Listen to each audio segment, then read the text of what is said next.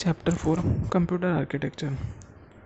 This chapter provides an overview of computer system architecture. It first introduces the basic functional unit of a computer system, and then it provides detailed architectures of processors and memory.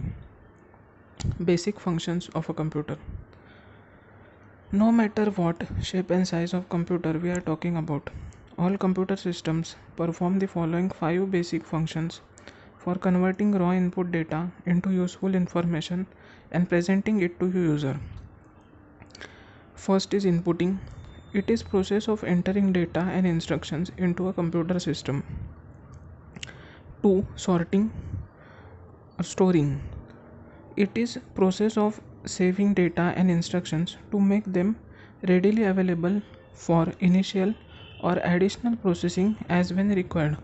So storing is basically for recalling that information which was which on which we were working.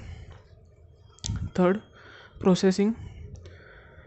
Performing arithmetic operations like addition, subtraction, multiplication, division, etc., or logical operations which are comparisons like equal to, less than, greater than, etc., on data to convert them into useful information is known as processing.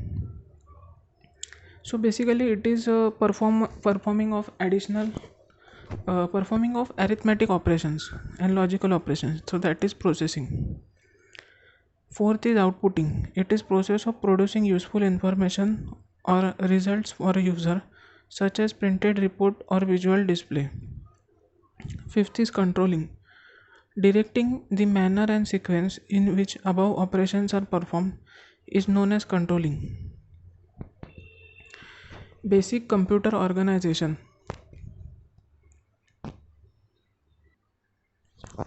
Basic computer organization. Even though the size, shape, performance, reliability, and cost of computers have been changing over the last several years, the basic logical structure based on stored program concept as proposed by von Neumann has not changed.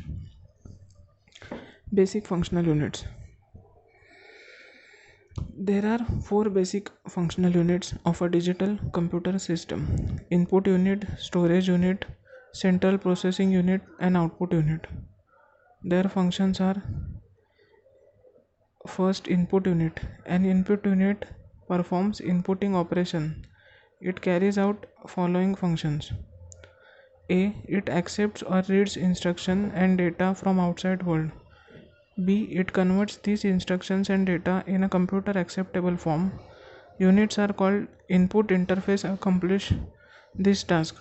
C. It supplies the converted instructions and data to storage unit for storage and further processing. Second, output unit. An output unit performs outputting operation. It carries out following functions. First, it accepts the produced results which are in coded form. We cannot understand the coded results easily. B. It converts these coded results to human acceptable readable form. Units called output interfaces accomplish this task. C. It supplies the converted result to outside world.